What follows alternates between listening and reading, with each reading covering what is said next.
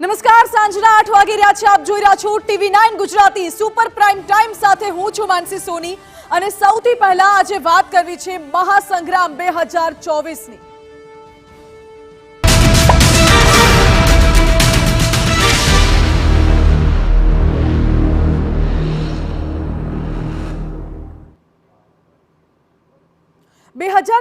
ના મહાસંગ્રામ માટે કોંગ્રેસે પોતાની કવાયત તેજ બનાવી છે.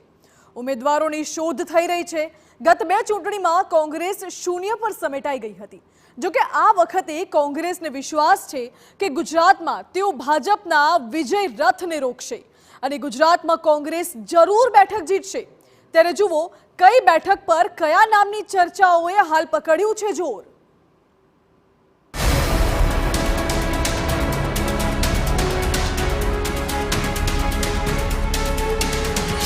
ભાજપના યોદ્ધા તૈયાર.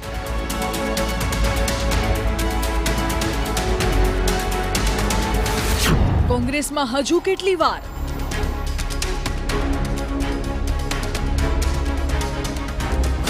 કોણ હશે કોંગ્રેસના ઉમેદવાર?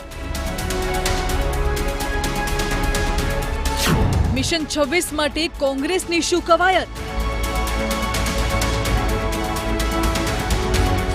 કઈ બેઠક પર કોંગ્રેસ છે મજબૂત?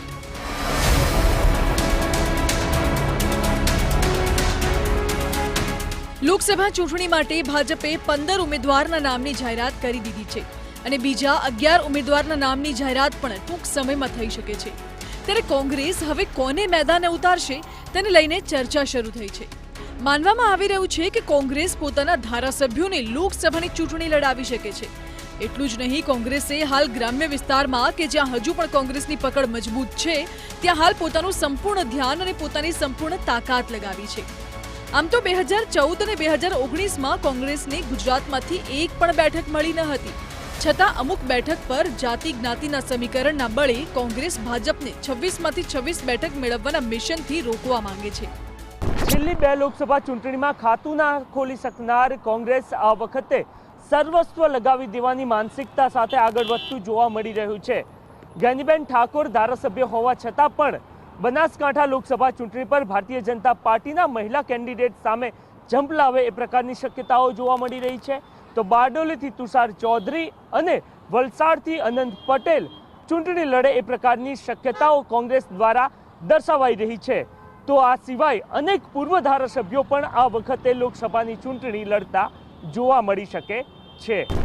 કેટલીક બેઠકો પર કોંગ્રેસના સંભવિત ઉમેદવારોને લઈને ભારે ચર્ચાઓ ચાલી રહી છે. જેની વાત કરીએ તો બનાસકાંઠા બેઠક પર ગેનીબેન ઠાકોરના નામની ચર્ચા, જ્યારે પાટણમાં ચંદનજી ઠાકોર, મહેસાણામાં બળદેવજી ઠાકોર, આણંદમાં ભરતસિંહ સોલંકી, સાબરકાંઠામાં રાજેન્દ્રસિંહ કુંપાવત, અમરેલી બેઠક પર પરેશ ધાનાણીના નામની ચર્ચા ચાલી રહી છે. જ્યારે વલસાડની બેઠક ઉપર કિશન પટેલનું નામ ચર્ચાઈ રહ્યું છે. તો બારડોલી બેઠક પર તુષાર ચૌધરીનું નામ સામે આવી રહ્યું છે. અમદાવાદ પશ્ચિમની બેઠક પરથી ભરત મકવાણાનું નામ ચર્ચાઈ રહ્યું છે, જ્યારે અમદાવાદ પૂર્વની બેઠક પર રોહન ગુપ્તાનું નામ ચર્ચામાં છે.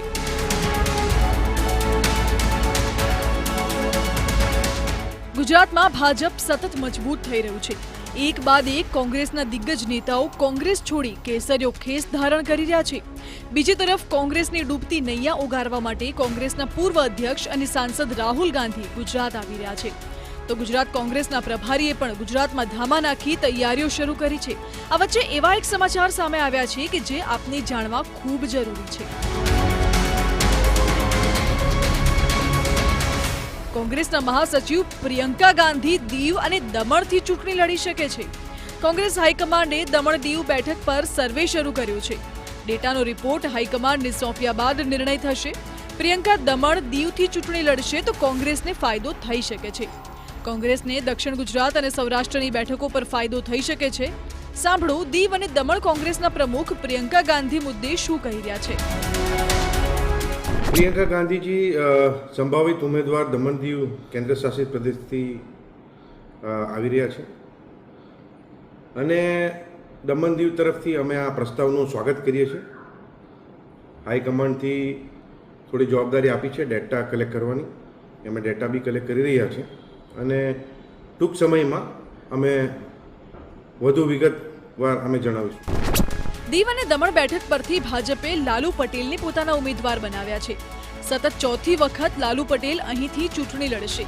ત્યારે જો કોંગ્રેસ પ્રિયંકા ગાંધીને અહીંથી ચૂંટણી લડાવે છે તો લાલુ પટેલ અને પ્રિયંકા ગાંધી વચ્ચે સીધી ટક્કર થઈ શકે છે.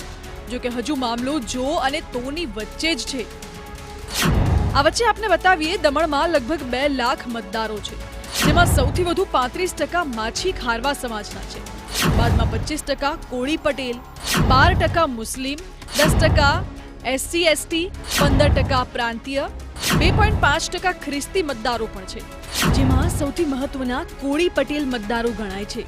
વળી દમણ દીવમાં મહિલા મતદાન હંમેશા ઊંચું રહે છે અને આમાં દીવમાં તો પુરુષ મતદારો કરતા મહિલા મતદારોની સંખ્યા પણ વધુ છે. આવી સ્થિતિમાં જો પ્રિયંકા ગાંધી અહીંથી ચૂંટણી લડશે તો ગુજરાતની કેટલીક બેઠકને પણ અસર કરી શકે છે.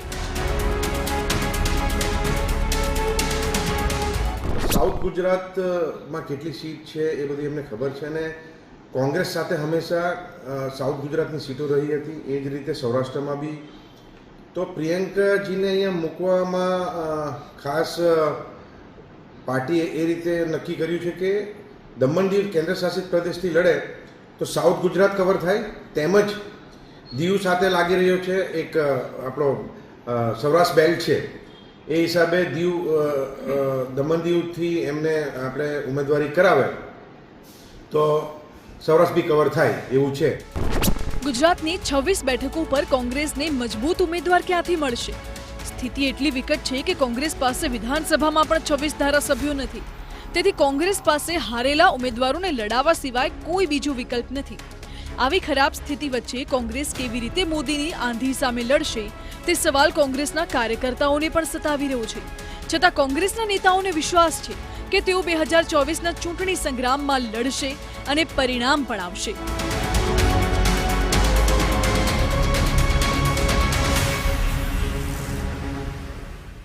ગુજરાત કોંગ્રેસના ઉમેદવારોની પસંદગી માટે જ્યારે પ્રથમ સ્ક્રીનિંગ કમિટીની બેઠક મળી હતી ત્યારે જ નક્કી કરી દેવામાં આવ્યું હતું કે ઉમેદવારોને કહી દેવામાં આવે ફેબ્રુઆરી અંત સુધીમાં કે એમને તૈયારીઓ શરૂ કરી દેવામાં આવી છે. અત્યારે હાલ સુધી હજુ પણ કોંગ્રેસના ઉમેદવાર કોણ એને લઈને ચર્ચા ચાલી રહી છે. જ્યારે ભારતીય જનતા પાર્ટીએ 15 ઉમેદવારો જાહેર કરીને જીતનો આત્મવિશ્વાસ દર્શાવી દીધો છે, તો સામે પક્ષે કોંગ્રેસની યાદી રાહુલ ગાંધીની ભારત જોડો યાત્રા બાદ જ જાહેર થાય એ પ્રકારની શક્યતાઓ જોવાઈ રહી છે. કેમેરામેન ઇમરાન શેખ સાથે નરેન્દ્ર રાઠોડ, TV9 અમદાવાદ.